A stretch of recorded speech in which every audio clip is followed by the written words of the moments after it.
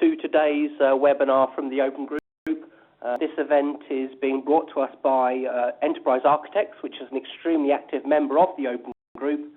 And our speaker today is Enterprise Architects CEO, Hugh Evans. And before I over to Hugh today to start his presentation, I'd just like to go over a few housekeeping issues to keep it moving forward smoothly. Firstly, these are really good opportunities for you to talk to some really high-class and highly experienced individuals like you. So we really would encourage you to ask questions.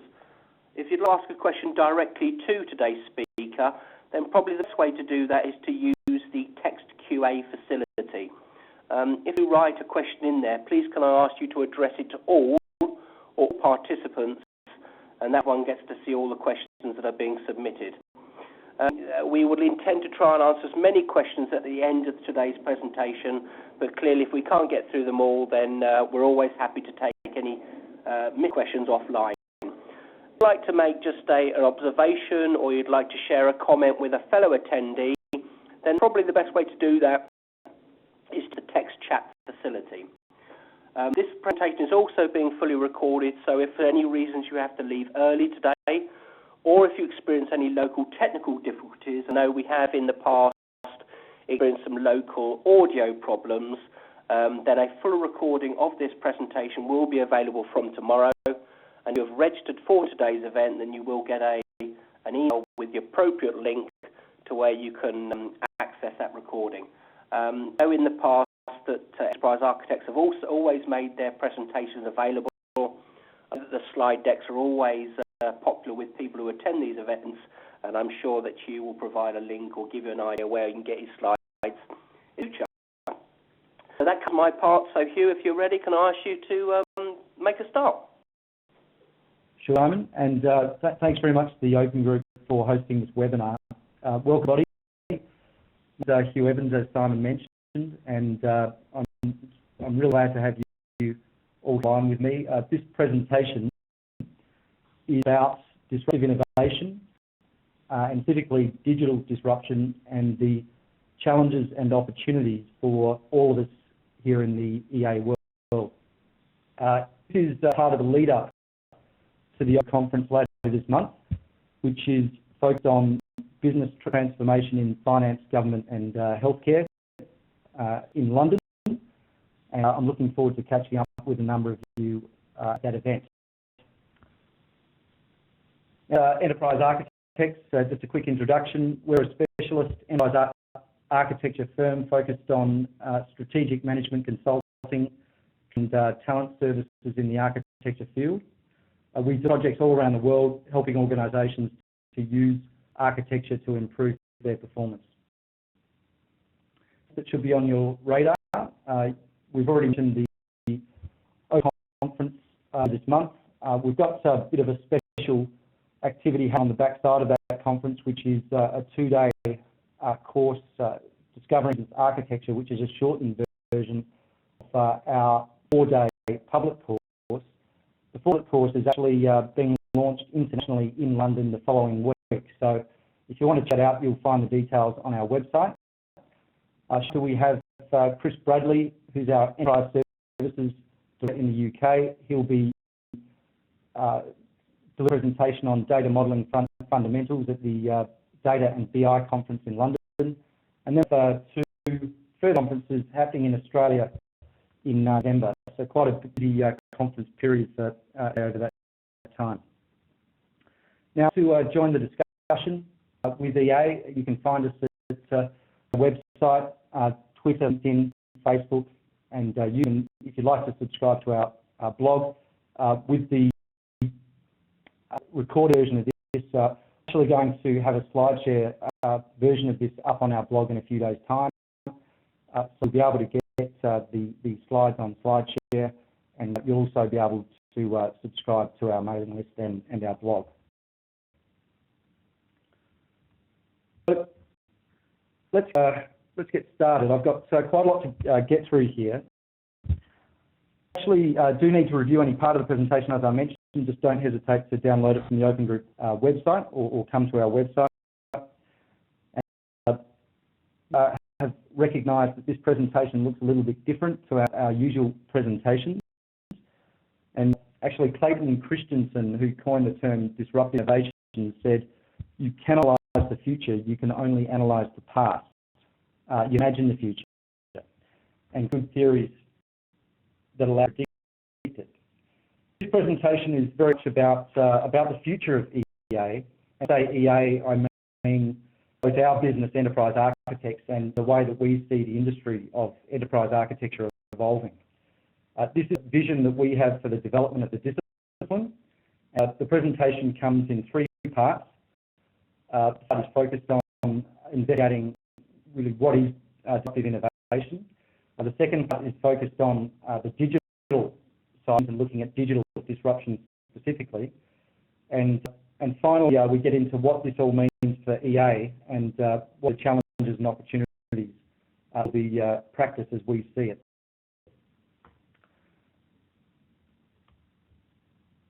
So this is a sketch. I will take 2019 to literally, but really looking into the future, maybe 4, 5, 6 years, and taking us from where we are today, which for most organisations, even at the edge of architecture, enterprise architecture means business architecture and enterprise IT architecture. And this moving towards a much bigger picture story and very much supporting the challenges that are going to be confronting architects and organisations around the disruptive innovation and disruption story, to a point EA much more business design. The key ideas that I'm going to take you through for business models is shrinking. Disruptive forces are now a key concern for CEOs, not just a key concern for CEOs, they're a key concern for all of us.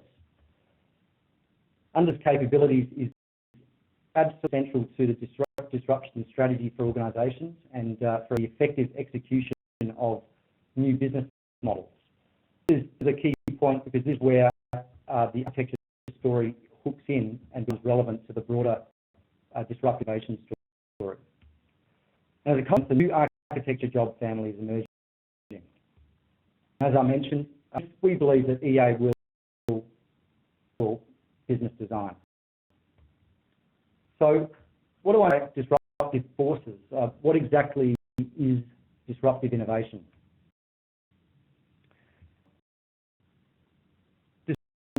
Is in that creates a new market. So it's the Apple iPod, and the way in which Apple iPod changed created a market for digital music and how it evolved to iTunes and the other platforms that we now see that present content to customers. But also think about perhaps something that's not so contemporary. Think about gunpowder and how gunpowder actually changed the face of warfare, CNGO. Is innovation that creates a new value network. Think of Facebook and the different businesses that actually sit in that ecosystem and take value, such as Zynga, which has made a huge platform on the Facebook platform. Reshaping how people find goods and through advertising. Now, disruptive innovation is an existing market and value network. So you might think of things like newspaper businesses and bricks and mortar retailers. Now, newspapers are largely still in business, and so are many bricks and mortar retailers. So it's not that they're business, but there are a number of disruptive forces that are actually really affecting the performance of the businesses in those industries. And ultimately, disruption displaces an earlier offering or technology. So think about what's happened to the telephone directories businesses that provided print directory, and what's happening in the mail side of things for the postal businesses. Now, one error that people make when they think about disruption is that they think that disruption is about differentiation. Differentiation on its own not cause disruption. Disruption rips through an existing market, and it combines differentiation and low cost. Now, those things aren't the only characteristics of disruption or disruptive innovation, but there are two key things, two key ingredients that you'll find in disruptive innovation and how it affects the market.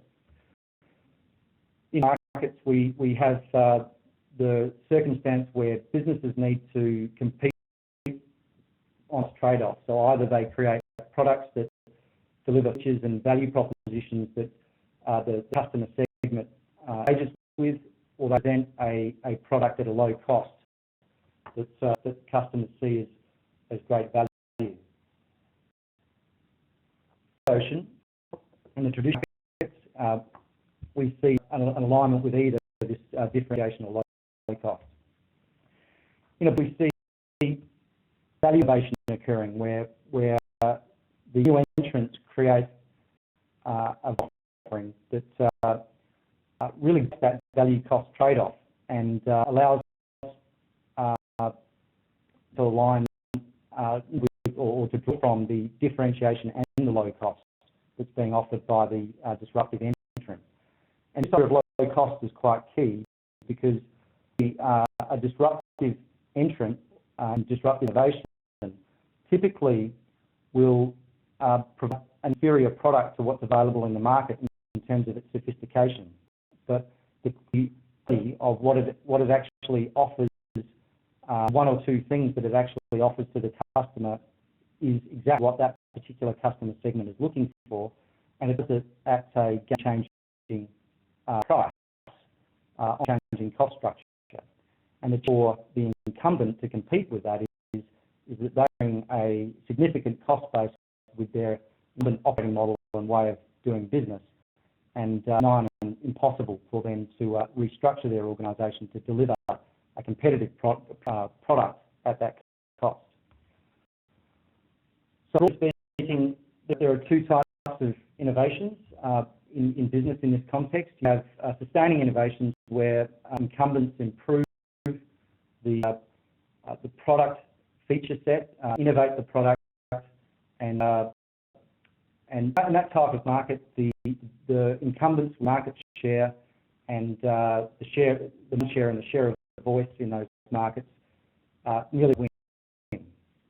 Disruptive entrants who cross that market with a offering that the incumbents can match, the disruptors nearly always win. So when disruption occurs, many disruption occurs when the disruptive entrant comes into the market, but it's actually when that has reached a point of market penetration that actually exceeds the lead incumbent organisation. At the business landscape that architects would consider, there's a key point to note here.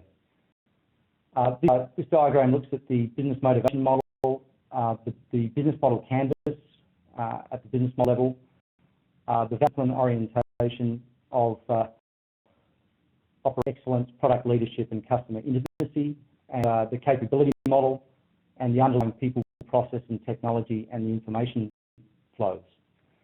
Now, disruption and disruptive innovation occurs at the business model level, and this is a key point to take into account, because most of us in the architecture world are operating at this area of typically the process and technology and information domain.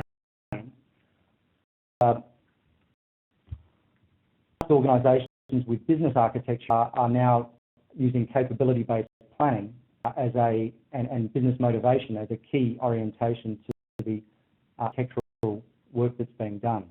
But you can see that we need to look at the broader landscape, the broader business landscape in the context of disruption.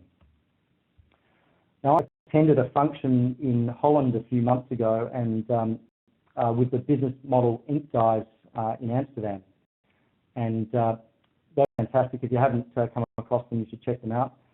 Specialists in the business model innovation space, and Patrick Vanderpeel, who is the CEO of that organisation, is one of the authors and in fact the producer of Business Generation, which was the book published by that crew and Walter and Pinia.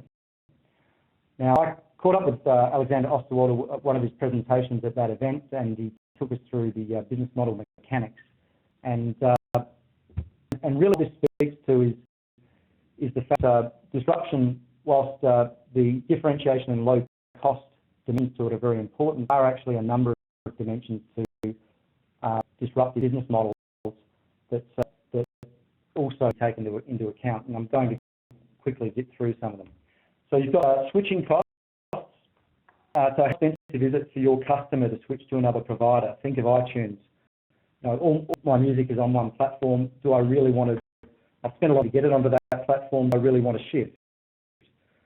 Competition. How is it to compete? You know, think of Google. Who else can give me the reach I'm after with AdWords? Getting to work. How can you get the external community to do the heavy lifting? Think of Facebook.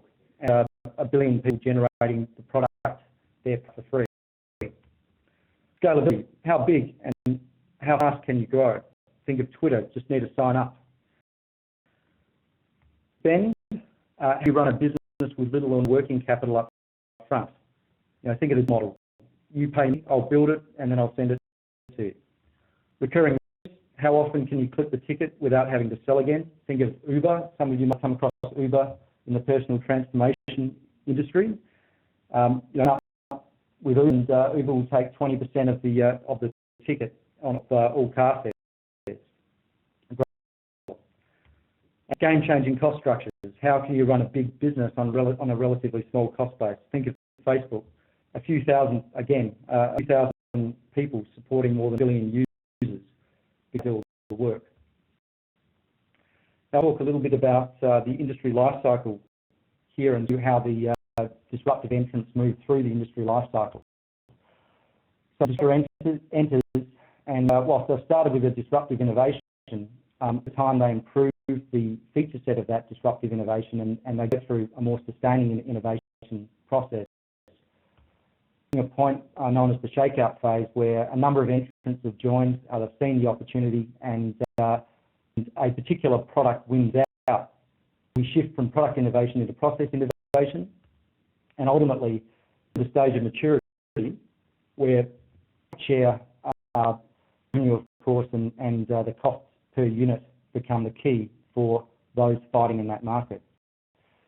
Now, the your attention to this is that you map the value disciplines to these stages, and this becomes important when we think about value discipline orientation, our operating model, and our business model, and how we respond to that. So, in the example, you see introduction and growth phase. The orientation in the business model canvas is a value proposition centricity, and at a capability level, orientation towards product leadership and management.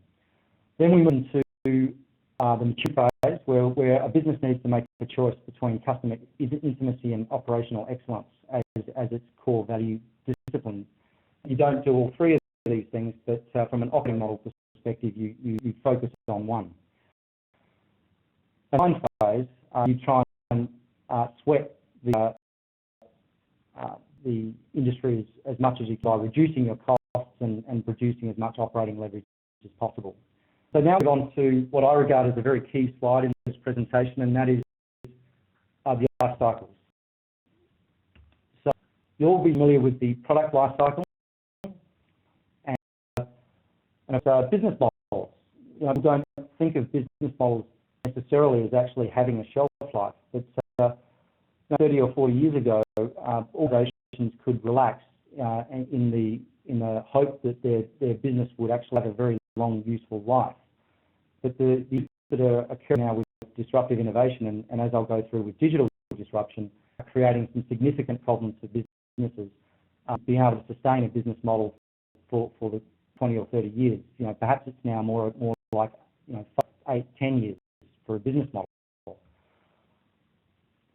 All capabilities that provide the platform for the product delivery and for the production of the business model also need to flex and support that over time. So there's another life cycle going on there. And when brand platform, and you notice in this representation that the idea is that the brand actually outlives the business model.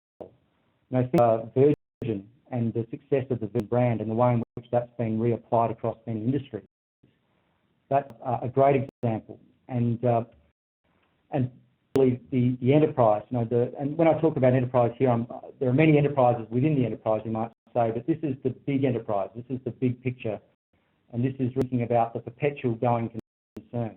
The challenge for an organisation is how do they manage these life cycles in a way that brings the capability readiness at the right time, commissions and decommissions that capability to be able to support the product delivery, the platform to enable that, and the platform to enact and decommission the business models.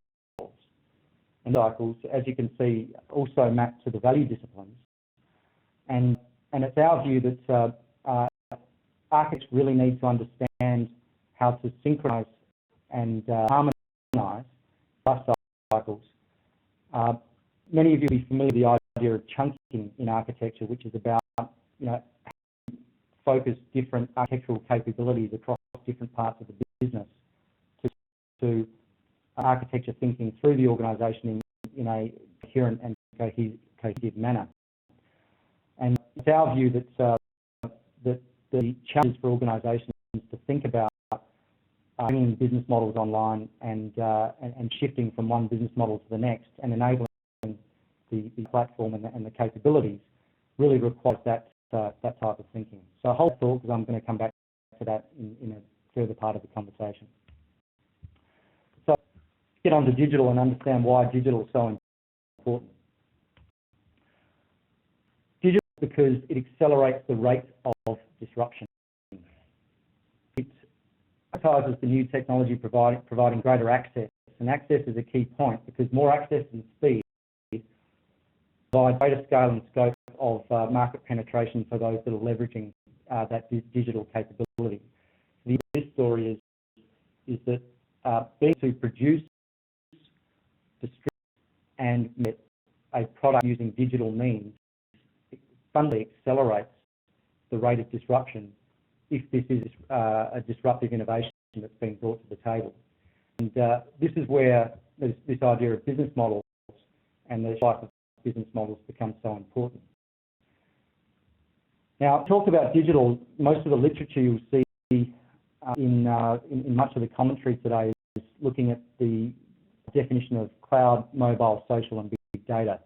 But it's our digital is much bigger than that, and this gives a sense of what's coming and how this is not just a steady state, but this is a growing, intensifying scenario. Think of the emergence of the Internet of Things, of devices talking to devices, where computing, not just Google Glass, but devices that can sit inside and monitor your heart rate and your general well-being. Think of artificial intelligence, applicants being able to generate applications to create responsive, seamless experiences across multiple platforms. Think of gamification shaping customer and employee behaviour. Think of personal experiences, the expectation of customers for ultra personalisation to be treated as an individual. And there's other things going on, service computing, sensors, and we're moving to a point where cloud's not about cloud, it's just about having computerware surrounding it. Because resources and the facilities of computers will just converge to a point where it will become a issue. Computer storage and network resources are available en masse everywhere. Digitalisation shifts power to the consumer, and consumers expect personalised product experiences, and in the future this is going to intensify. So if organisation and you're competing against organisations that have been able to deploy this to create a personal relationship with their customers, you're in deep trouble if you can't match them and possibly overtake them. And what on here is looking at the business model canvas again is that the power shift to consumers is pushing businesses towards the right. And in ways this reflects this sort of left brain, right brain thinking. On the business model canvas on the left side, you have a resource orientation. In the centre, you have a value proposition or product orientation. And on the right, you have the customer centricity orientation. And what we're seeing is that increasing demand for a customer-centric approach. And in our firm, we're seeing more and more across our customer base all over the world this shift in thinking towards a customer-centric approach. And we're seeing a variety of different digital initiatives and transformations that occur to actually support that. So as business becomes more prone to disruptive forces and as digital capabilities increase the speed and scale of the impact, everybody, every show in every industry must prepare. Enterprises now understand how to design and execute business models. Now, this came through loud and clear a few months back in the presentation from Alexander Osterwalder, and it's something that really resonates with us because it's totally distinct with what we're seeing in the marketplace. So, the question is, why EA? What's so important about EA that makes EA relevant in this picture? Or that decision occurs at a business model level. But the point to take into account is that looking at different scenarios at a business model level about how you might bring changing to the market, you really to understand what capabilities you've actually got in your existing platform to enable that strategic scenario. So it's one to be able to ideate and come up with these things, but another thing to actually understand the doability, the viability of actually executing that on strategy. And this is really a key point because architects have been playing in this field for a long time. Not architects understand business capability, not trying to get caught so discuss about IT being better in the technology world. But let's make it. The fact is architects have a deep understanding of technology. They have a deep understanding. The current crop architects have typically come from a technology heritage aside from the emerging business architects in many cases. And this understanding of technology, which is really central to many organisations, and particularly in the digitisation of businesses, is a very, very key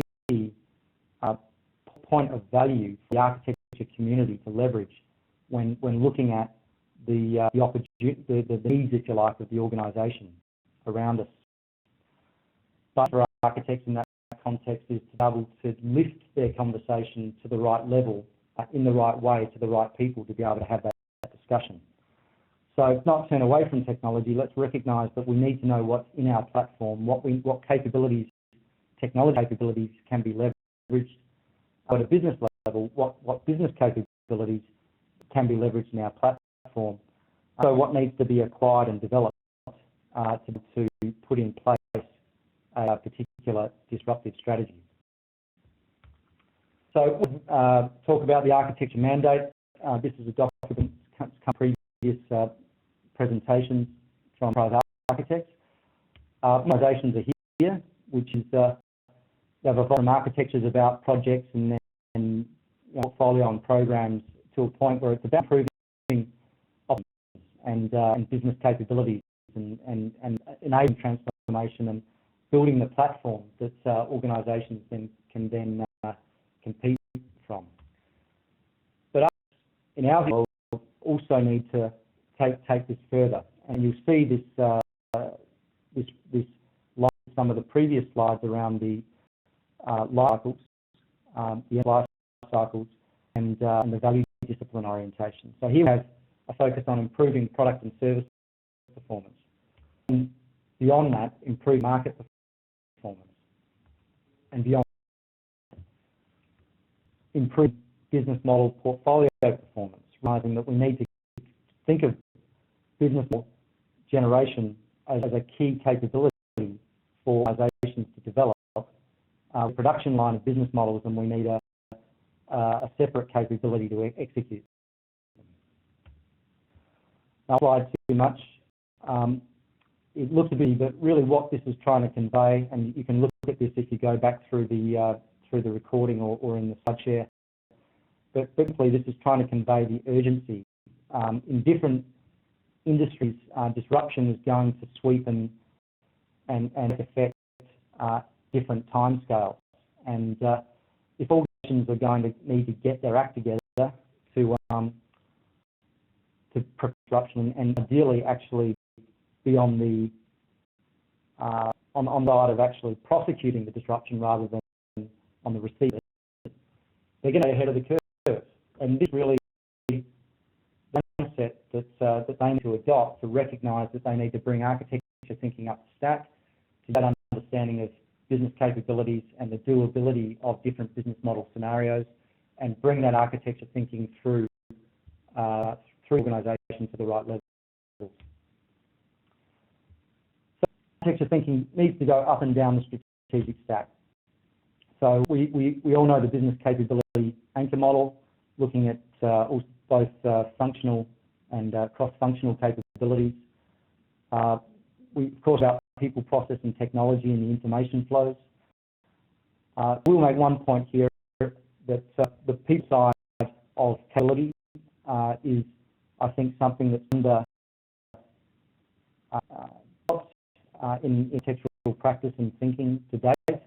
A lot of maturity in our process and technology capabilities and architecture, but the capability of people across a business transformation and in development of business models is a very key thing, and architecture thinking can be brought to that.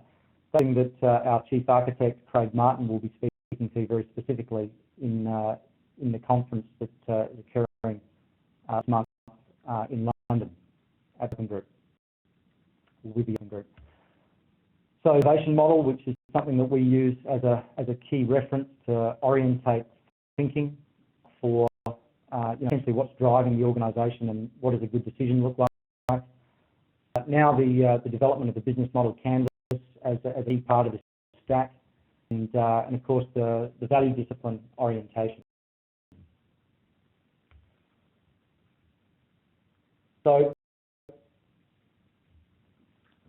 where we're heading is the development of new job family architects. Now this family will complement the existing enterprise architecture job family.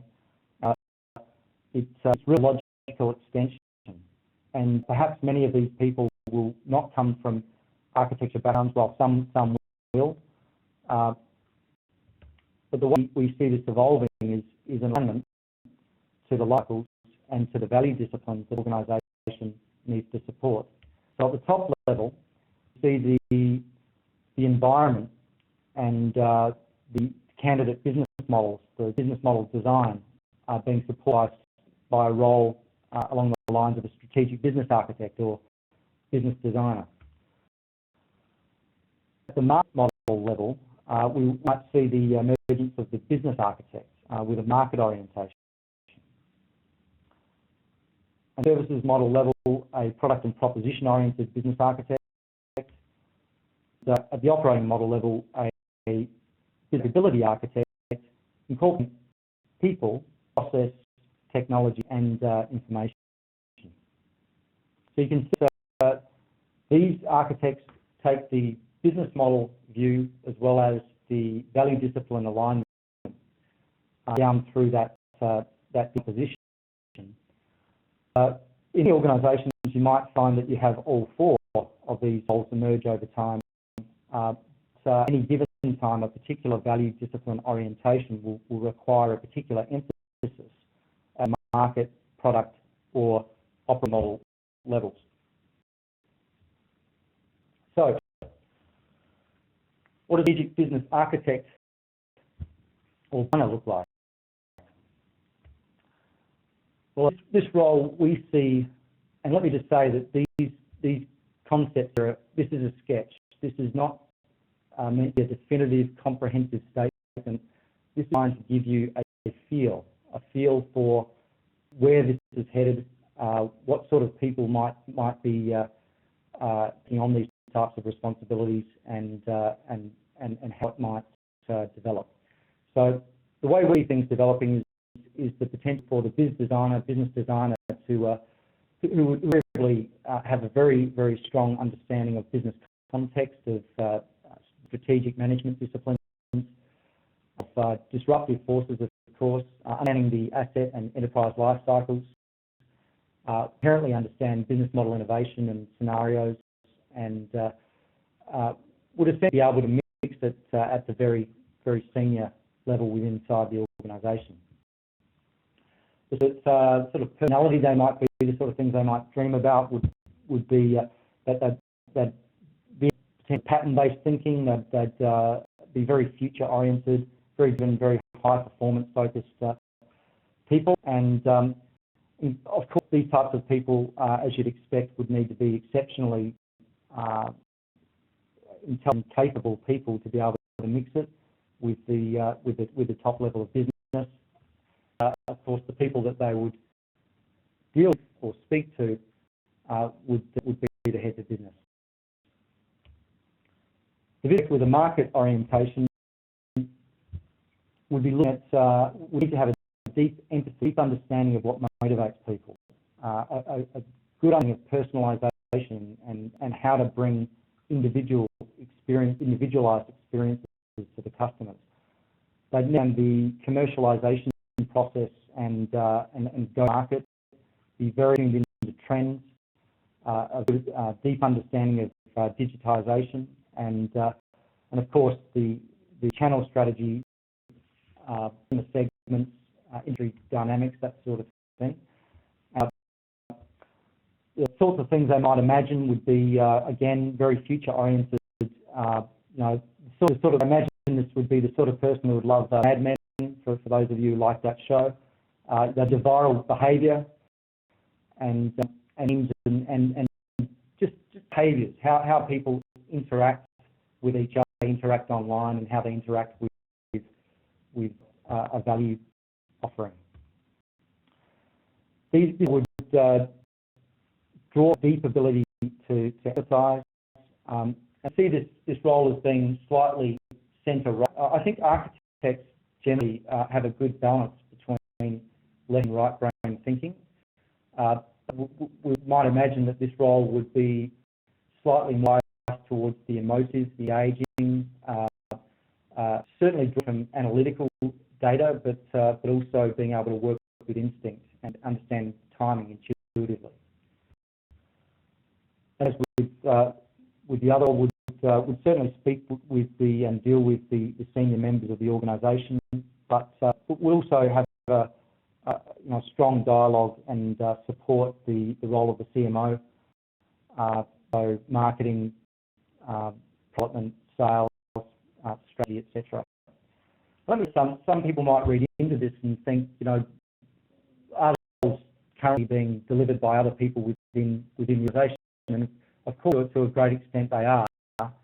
But we see the role of an architect, a business architect, a architecture thinking to the challenge as a key support person and advisor to elicit the right content and to be able to synthesise information up and down the stack with their architectural colleagues in such a way so that the business decision makers can make good decisions about how they're going to execute their strategy and change their organisations.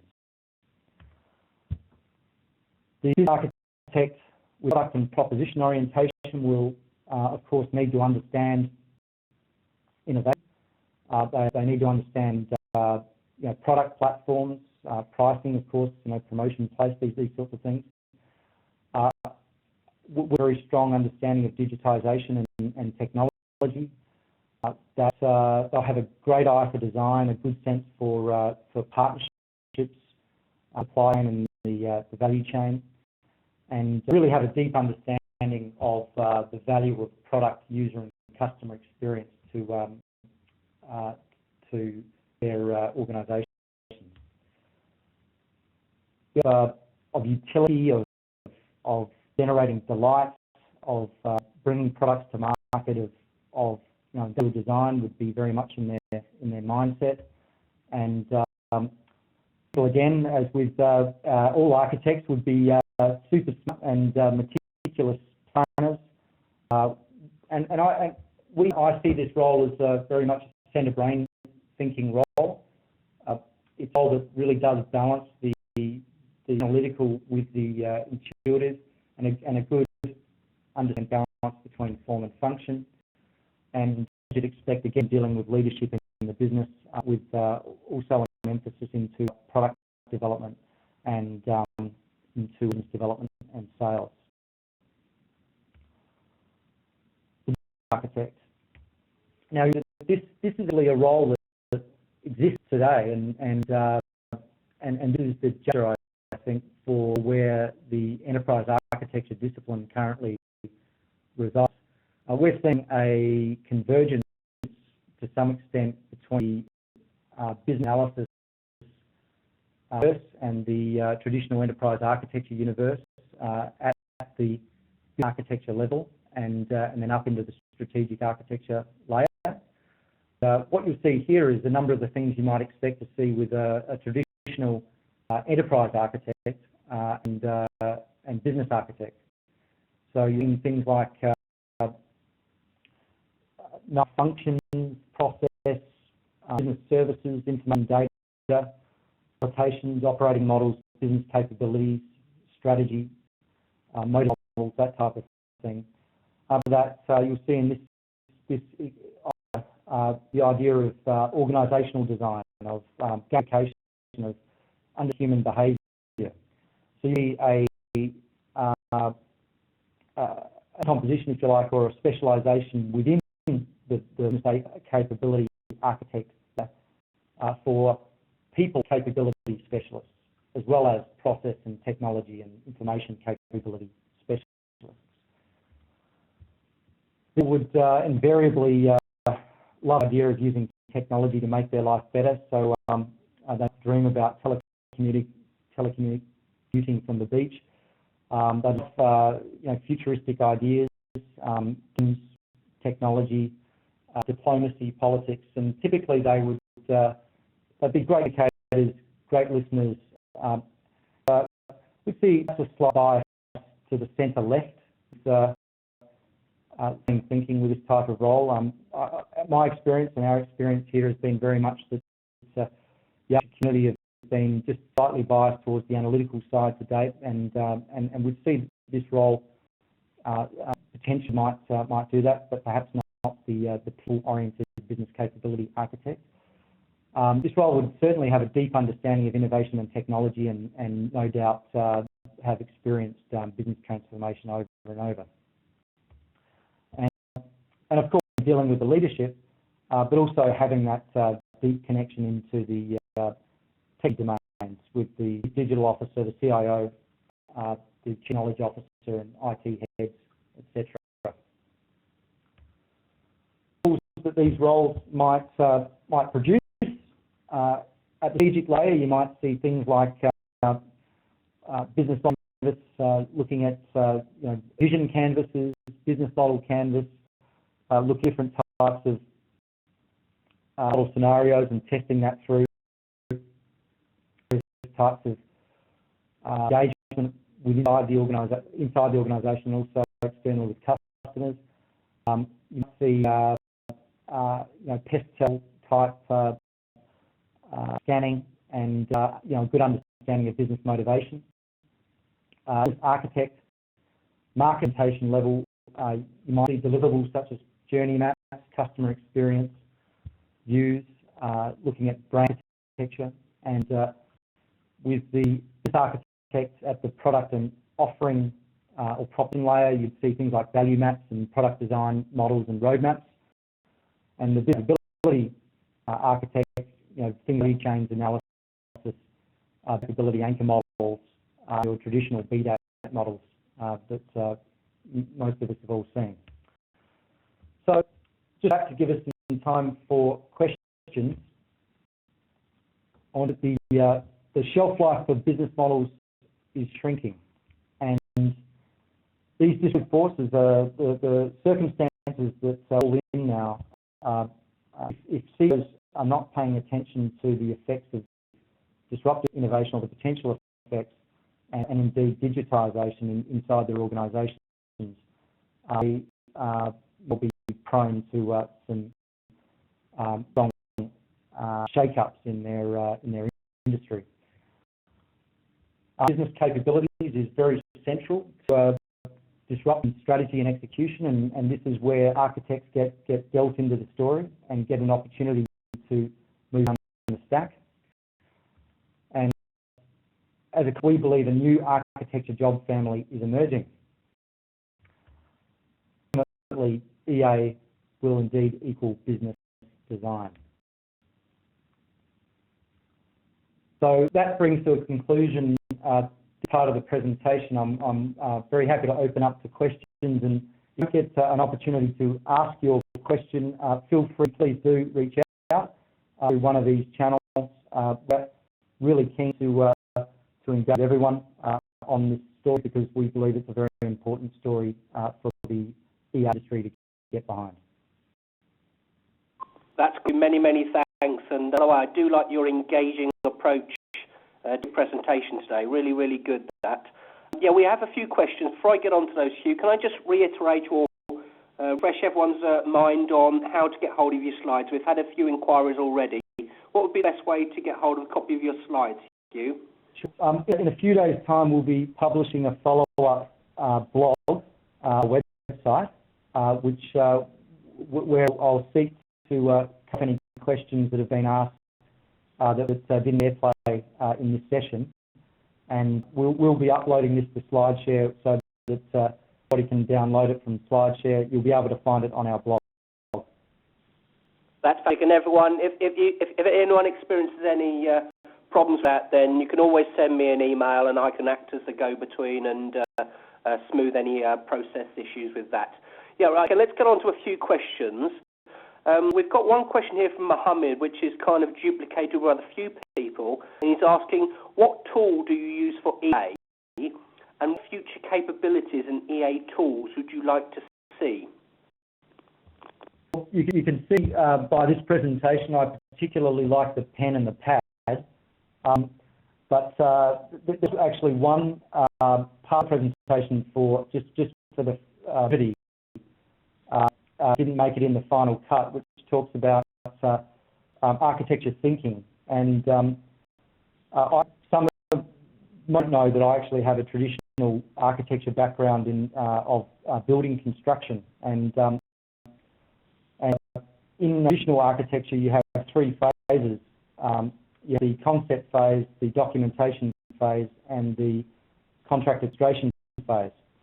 And in a traditional architecture space, the concept phase is typically done just like this presentation, with hands-on concepts, getting people on board.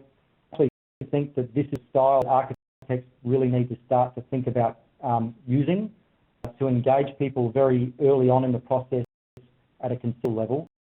And then as for the documentation phase, go into the build documents, just like people use AutoCAD and business vision modelling in the traditional architecture context. And then finally, as you go through the actual contract administration, which is kind of like the transformation governance phase in any architecture, you would use a combination of things. So particularly at that stage, you're dealing with the journey management to make sure everybody's involved, engaged with what is actually being delivered. So just to bring that into a succinct statement, tools, we use a variety of different tools, really anything in the magic quadrant, the documentation phase and that sort of middle phase. We're increasingly using graphic facilitation, so the pen and paper and whiteboards and getting people in a room and running through gamified workshops and that sort of thing. And in in the final phase, using a combination between long visioning documents, architectural review documents, and the usual stuff you'd expect, and anything else that's going to connect people with the forms of the transformation and keep them abreast of how their life is going to be affected by it. Thank you for that. We've got a couple of questions here that are on the similar subject. One's from Fernand and the other is from Alexander, asking, do you currently see the creation of a business architecture function in clients similar to EA function? And Devon is saying similarly, saying, is EA transforming to BA? Good question. I think it varies in different organisations. In some organisations, we've seen the business architecture function develop outside of the EA function. In other organisations, we've seen the business architecture function develop inside the EA function, but still be reporting into IT.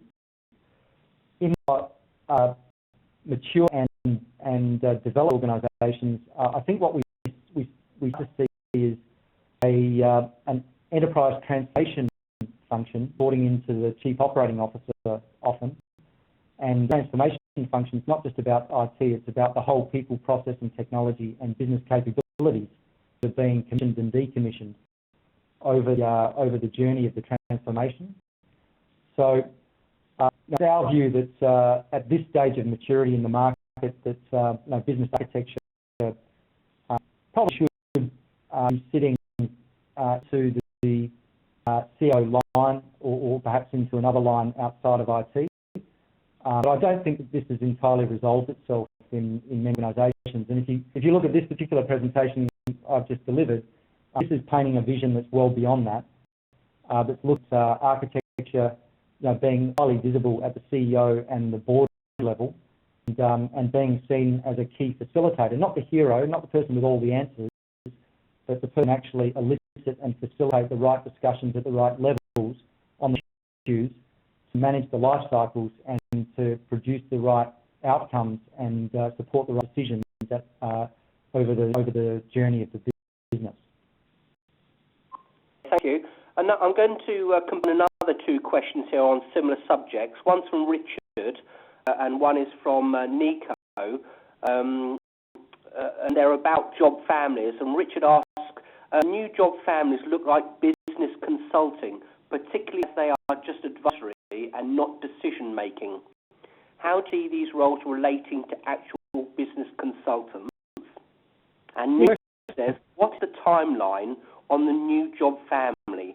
Is it currently in place or in the future? Okay, I'll take the first question first. The question of consulting in this context, I actually think that in many respects, the architecture function inside an organisation is the development of an internal consultancy business that's wholly aligned to the business interests. And the challenge, I guess, for organisations is to bring the right level of architecture capability online when they need it. And that's very, very difficult, which is a number of them have to go externally. On the management consulting outside of the business story, I think that this is quite bright for architects in the management consulting space because there is an imminent disruption to the consulting business model world, and I think that disruption is actually targeting the very large organisations with fairly cheap offerings, some degree of specialisation across their organisation.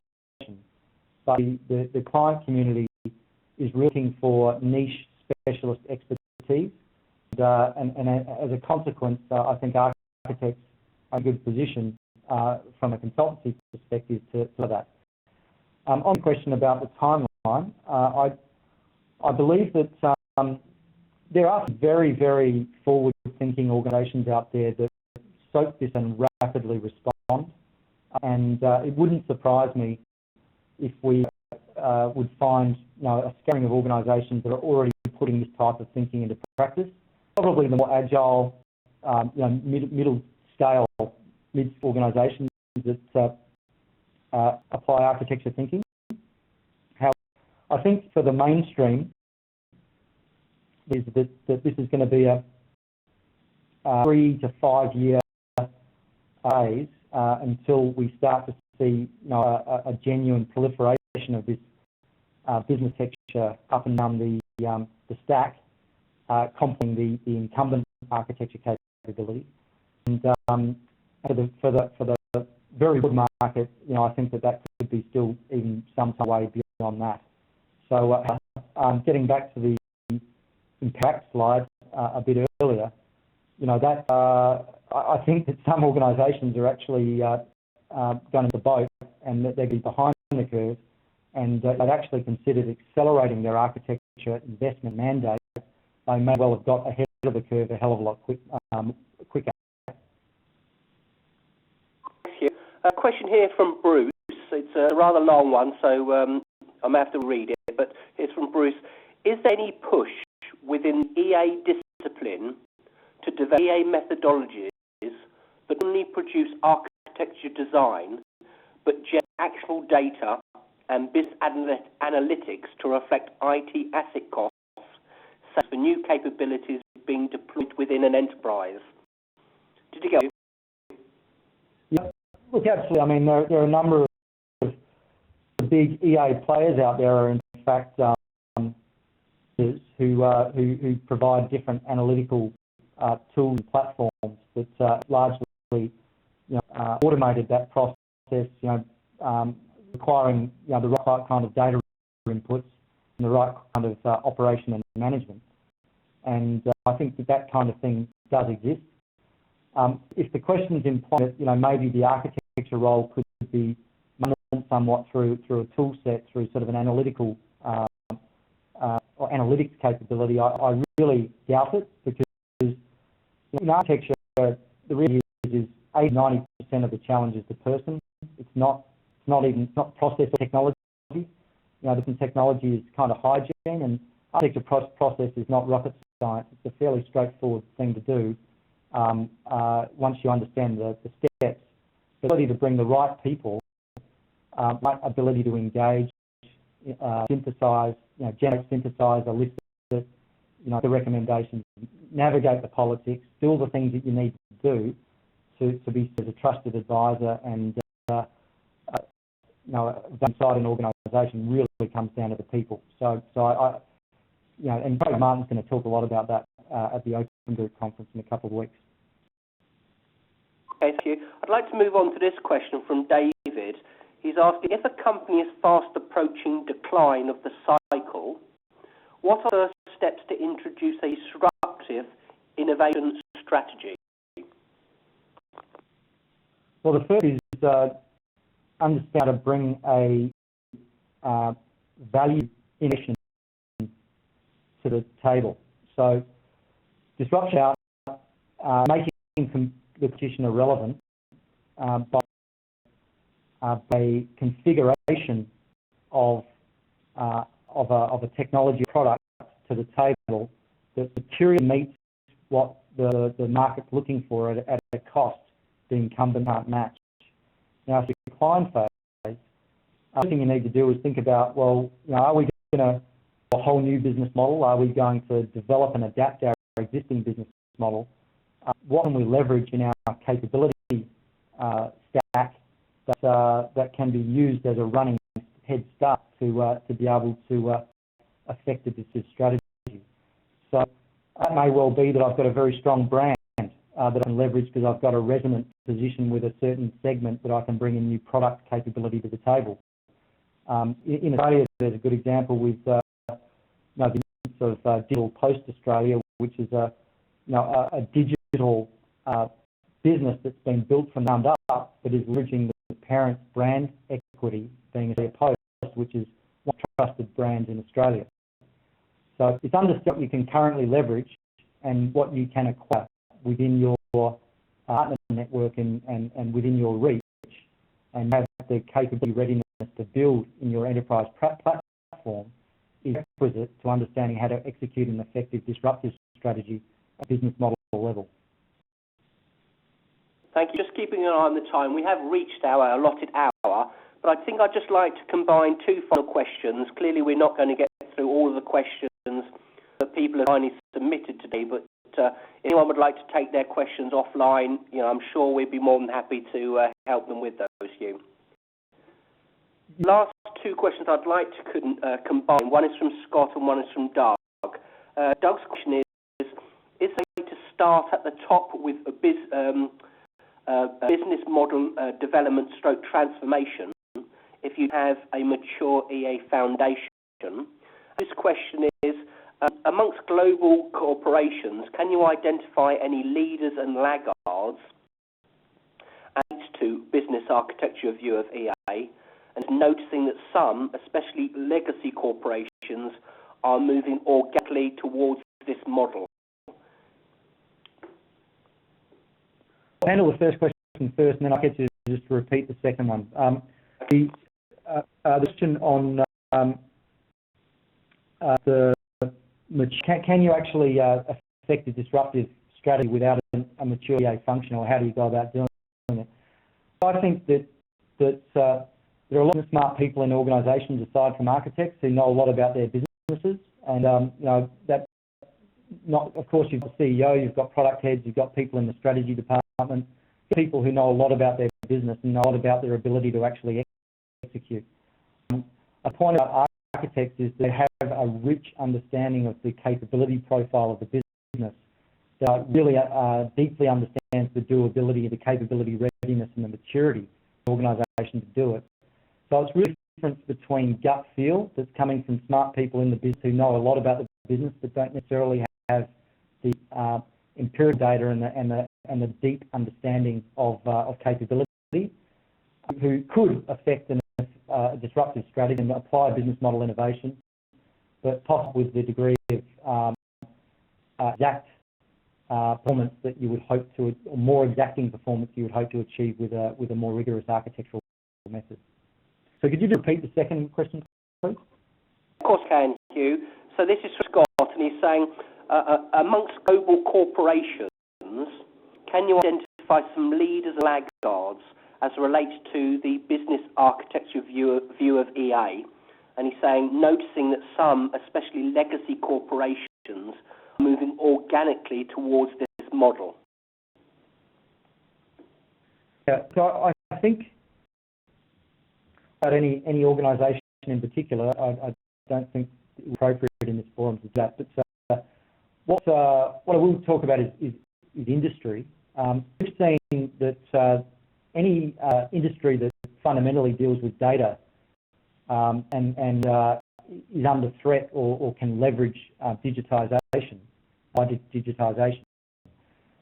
is typically on, they're thinking together around business architecture and around the application of architecture thinking.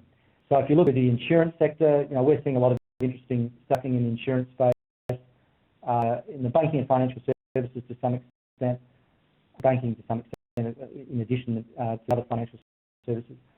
I think some industries where architecture is sort of imbued in their thinking. If you look at the automotive manufacturing industry, they talk architecture is absolutely part of their DNA and they operate. So if you look at organisations, not pointing to them, but organisations like Toyota, perhaps, these are organisations that have architecture thinking well and truly imbued in them, so they're ready to be receptive to a business architecture way of thinking. On the other front, I think you'll probably see, the organisations that are less impacted by, the challenges of digitisation. So organisations that dig stuff out of the ground and that deal with very slow to change industry cycles are perhaps less with getting the business architecture up and running. Thank you. Well, I think this would be an appropriate time to end today's presentation. Hugh, bear in mind I know how late it is at your end. I'd like to thank you for your time.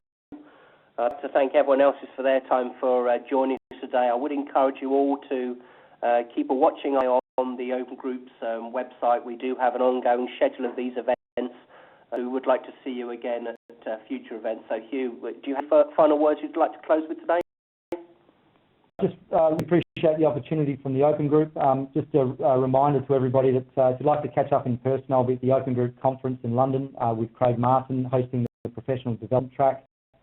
So if this stuff piques your interest, as I mentioned, we've launched our Discovering Architecture course, and this material and these ideas are very much covered in this course.